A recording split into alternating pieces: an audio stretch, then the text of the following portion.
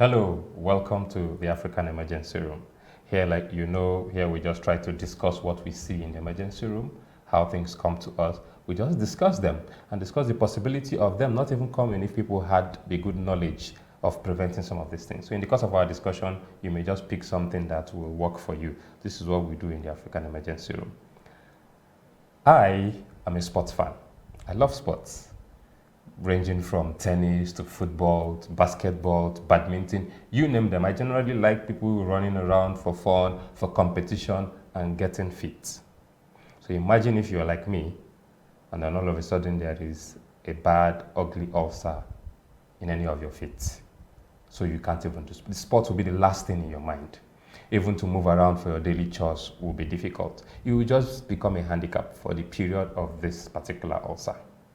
Today in African Emergency Room, we'll be talking about diabetic foot ulcer. Diabetic foot ulcer is one of the complications of uncontrolled diabetes mellitus. Make no mistake about it, it's bad, it's ugly. We're going to listen to our guests today on the show to see how they can help us make sure we don't have this, especially if you love to use your limbs to run around. We stand erect, we move around. We do not need all these troubles. I have in the studio today Dr. Bisola Ogedengbe, who will be here with us today. Thank you so much. You're going to give us a perspective from where you trained, somewhere in the Southwest. Then our special guest today on the studio is Dr. Nnemeka Okafor. He's a resident doctor with the Department of Surgery at the National Hospital, Abuja. Thank you. I know the sacrifices you made to be here. Thank you so much. Thank you very much. What causes diabetic foot ulcer? Thank you, Dr. BC, for the question. In diabetic patients, it's usually due to uncontrolled diabetes mellitus. However, this uncontrolled diabetes mellitus has now leads to a complication, and this complication is the diabetic foot ulcer we're talking about. And there are three things that causes it. Number one is the peripheral neuropathy. Second one is the peripheral vascular disease. And the third one is the infection that sets in. The peripheral neuropathy simply means that these patients, they actually lose all sensations in the foot. And when they lose this sensation there, they tend to have some cuts, bruises, or even ulcers, deep ulcers there that they don't know about. So they don't feel pain there. They don't feel anything at all. So this now tends to lead to them having that ulcers. Then for the peripheral vascular disease, what that does is that it simply means that the vessels are being clogged off. And when these vessels clog off, there is no dispersion of oxygen to these surrounding tissues, and they now die off. Well, these two now lead to that being a good medium for infection to set in. And when this happens, that is how you have your diabetic foot ulcer happening. Okay. Now we're looking at they don't feel at that part of the body, that foot, no feeling, no pain. So they don't even know that they have an injury eventually when the injury comes. Yes. And then the blood vessels that carry blood to the place are having issues, having problems. So they don't even carry blood, they don't carry oxygen to the place. So the tissues, the part of the body there starts dying off. Yes. And then this wound now comes. Yes. So, and then maybe the person doesn't even know, so the wound can start increasing without knowing. It always increases with time if they don't do anything about it. So the part that is dead will start increasing, more parts will be dying around it, spreading out. Wow. Okay. Why does it finally, for some people, lead to amputation? What I mean by amputation is some people you have to now cut their limb. Why do we cut some limbs? In individuals where you have this happening together with their uncontrolled diabetes mellitus, what happens is, because this it's a progressive disease, it keeps progressing, and when it now leads to a point where it's now infective, you have an infective gangrenous foot, which is also one of the indications for you to amputate a limb. And if you don't amputate this limb at that point, it will now lead to a systemic infection, and can also lead to a multiple organ dysfunction that can lead to death. So this has to be, that is the main reason why this foot is being amputated, because it's now an infective gangrenous foot. Okay, I see some of them. Apart from the area where there is this wound, this ulcer, the whole limb may be swollen and warm and looking ugly. So you're trying to say that the infection has spread and then might have even entered the blood and moving around the system and destroying other things. So in that case, for some of those limbs, if they are not taken out on time, it might end up killing the patient. Yes. Okay. Before we continue, Dr. Bisola, I know you trained in the Southwest, and the Southwest is a traditional place. Well, just like the Southeast and even in the far north and middle belt, there are beliefs here and there. Okay, because we know that some people come to the hospital, you're telling them something, they know a belief they had before.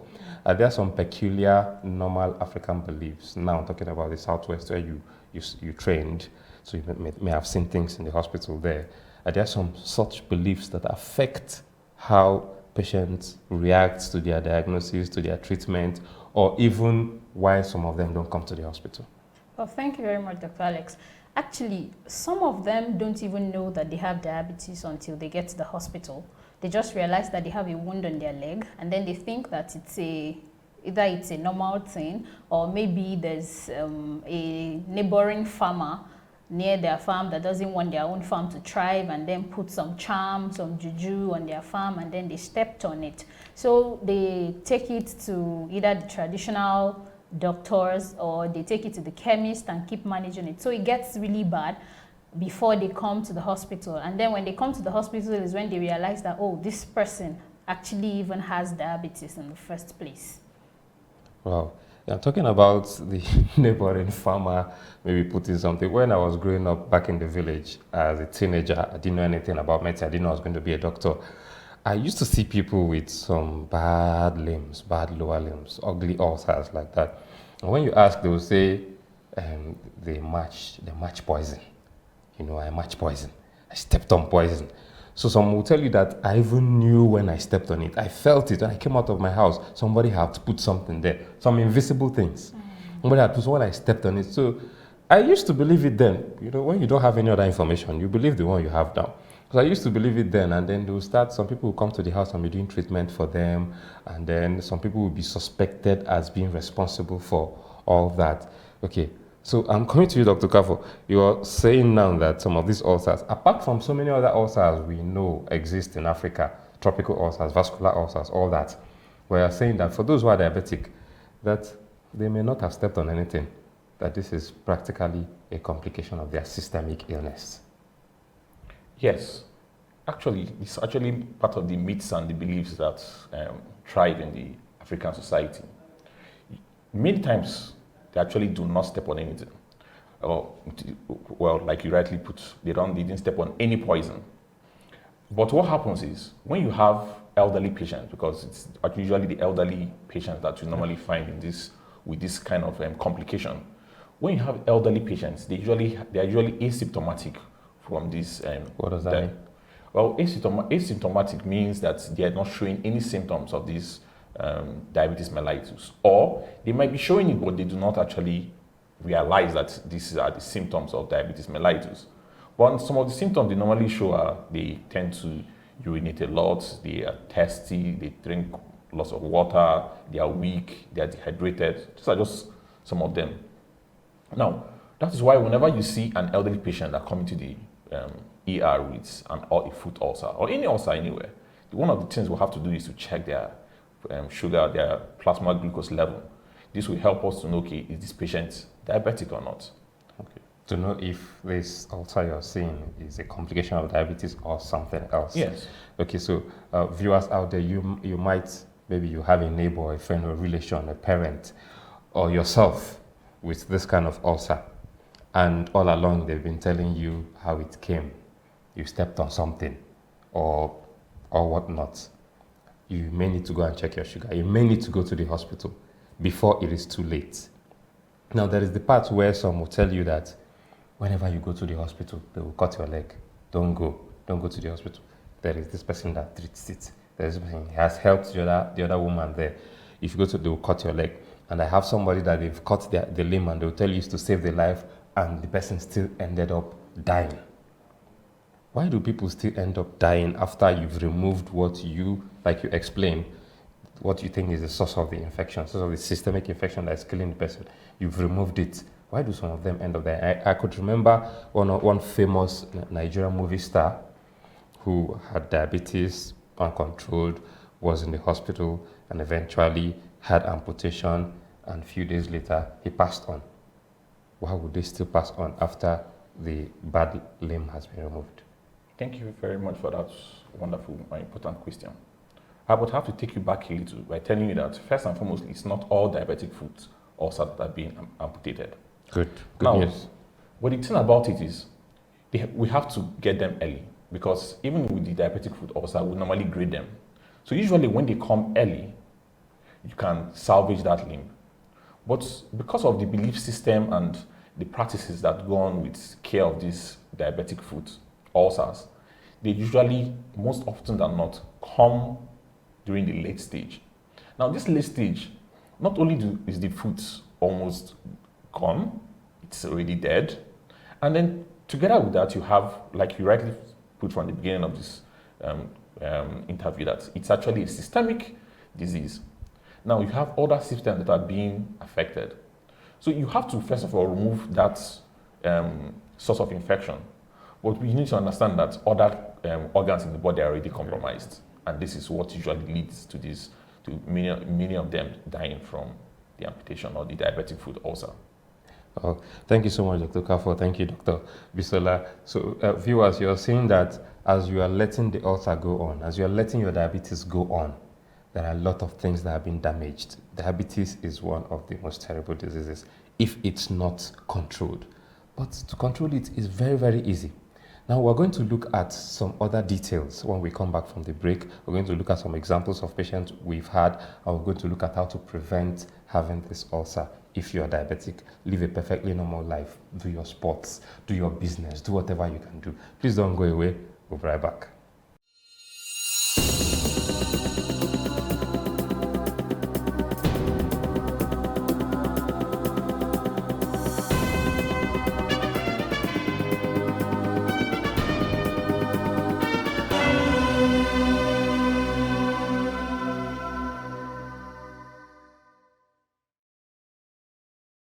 Welcome back to the African Emergency Room.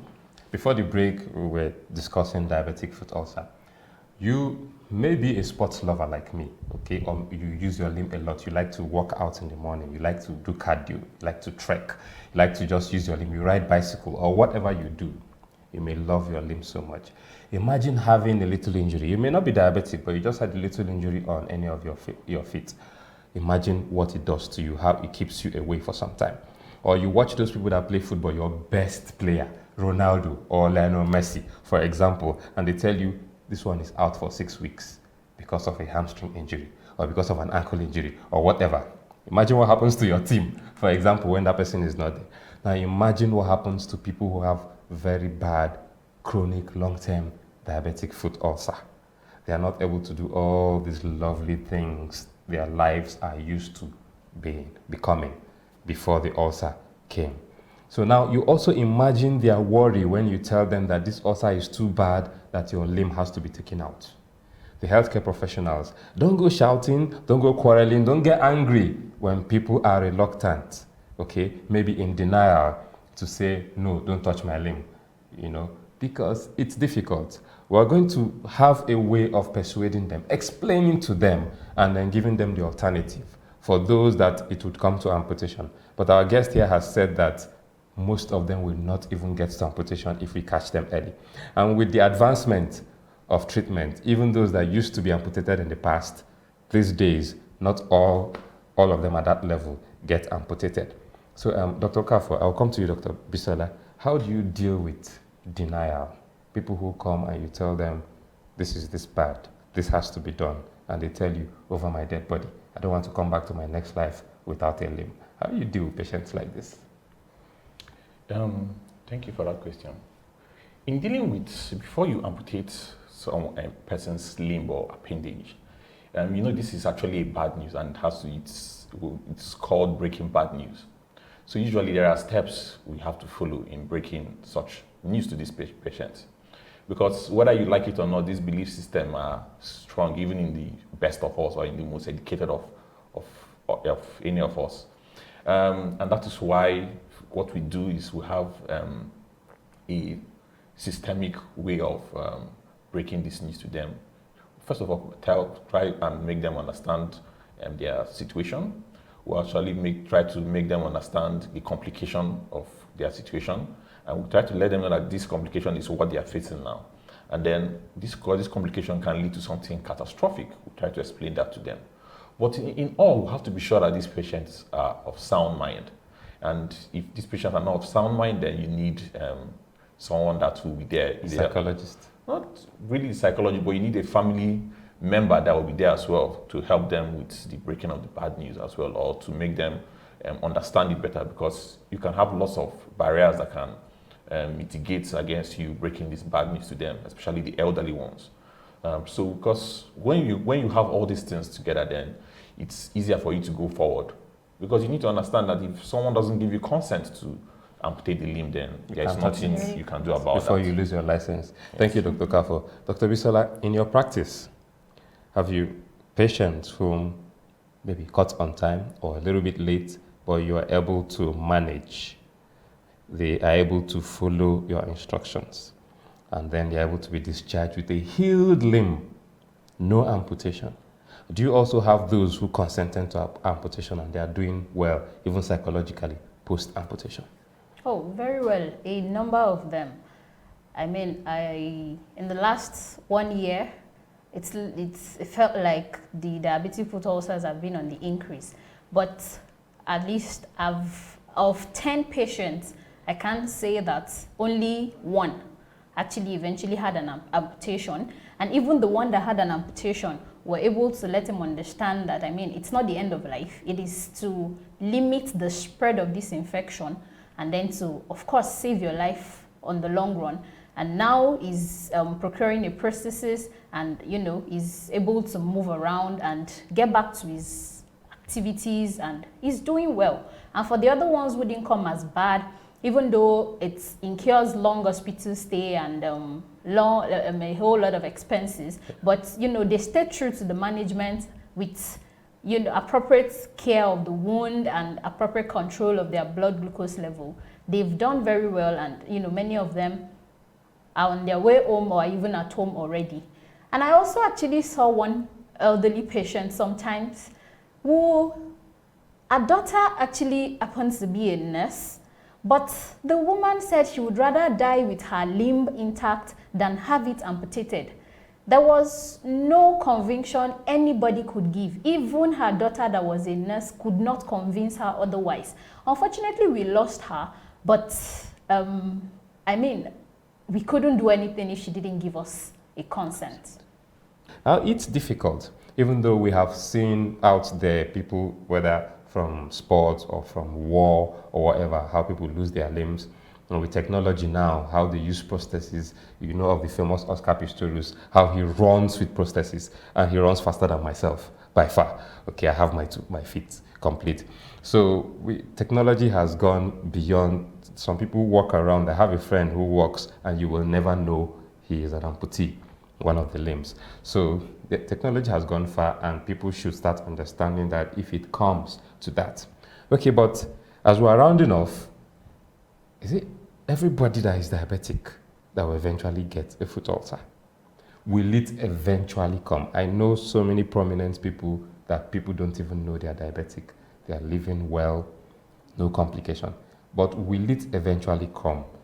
Talking to diabetics who are watching now, or those who have relations who are diabetic, is there a way to prevent for life the diabetic foot ulcer, Dr. Kafo? Thank you very much. Yes, there's a way to prevent it. And one of the best ways in preventing it, well, there's not just one best way, there are several ways, but it has to start with a good glycemic control.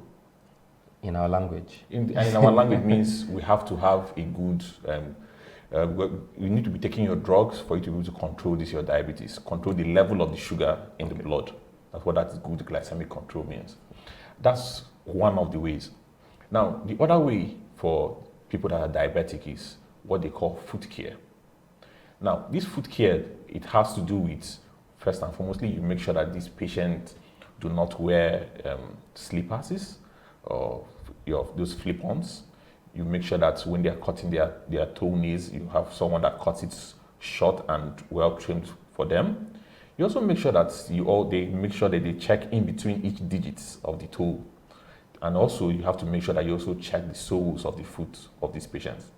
And then most importantly, before they put their feet into their footwears, they need to check inside those footwears to be sure there are no sharp or dangerous objects inside there. Now, every night before they go to bed, you have someone that will check this foot for them. Every morning when they wake up, you check it for them. You see, you need a dedicated personnel or someone that is going to be dedicated in taking care of these patients or the patient themselves. But all this has to start with them having a good glycemic control, coming for their regular checkups and making sure that their doctors see them, and also visiting the foot specialist if they have one in that center having his regular checkup. Thank you, Dr. Kafo. Dr. Bisola, do you want to add anything in preventing foot ulcers? Oh, well, patients should also, those that have diabetes should also wear footwears that have soft soles. You know, it's important to wear comfortable footwears that have soft soles, and then you can also avoid dry foot. Okay, ensure that once you wash, you can oil your foot so that in case there is any scaly part where anything can hide, you're able to get it off and all. And then when you notice any injury whatsoever, no matter how small it is, just ensure that you see your doctor as soon as you can and get the best care. Thank you very much, Dr. Bisola. Thank you, Dr. Okafo. Viewers, you have heard that you will not come down with diabetic foot ulcer just because you are diabetic. We may not have x-rayed it as much as you want, but the most important thing is that it is not a sure that you must have it if you're diabetic. And by the way, people with diabetes live very well once it's well controlled. Your diet, your exercise, your drugs, put everything in check. And one important thing they said is the foot care. So it means that once you're diabetic, there should be a special care for your feet now. The kind of shoes you wear, the way where you put your feet, the way you walk and everything, how you stand. One of my patients said that how he got his ulcer was because he was traveling in a bus, he kept his feet relaxing, not knowing that where he kept his feet was hot, a part of the engine that was hot. And because, like our guest said, he was not feeling any sensation, he was not feeling the pain, the temperature, he just left his feet there, both of them. And then he had ulcers on the 10 toes of his both feet because he was not feeling. So these are the things you need to know. You need all this information to know that you need to care for your feet. If you keep everything in check, you still have to monitor your feet. If you notice any black spot, or just notice that, didn't I just hit my feet or my foot here? But I didn't feel the pain. It's time to go see your doctor so that something can start happening. A planning can start. The most important thing is that if you're diabetic, you can live a normal life like those who are not by the care. Very soon, the African ER is going to come up with the diabetic and the hypertensive support group. It's going to be an online thing. We're going to put you there. You're going to enjoy the services, okay? And then you have better ways of taking care of yourself. But there are a lot of support groups out there you can join. Your doctor will tell you about it, and they will take good care of you. But always stay with us on the African ER. Share this video to your friends. Look at our social media platforms. Let us be your medical information partners. Bye-bye for today.